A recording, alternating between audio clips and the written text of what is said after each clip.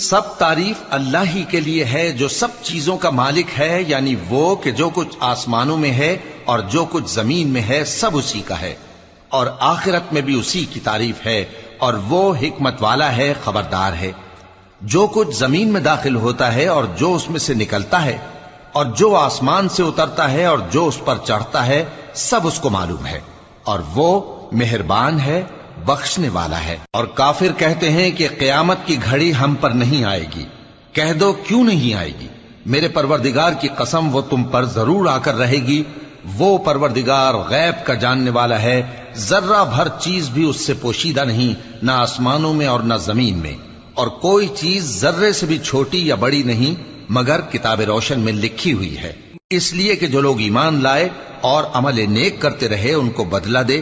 یہی ہیں جن کے لیے بخشش اور عزت کی روزی ہے، اور جنہوں نے ہماری آیتوں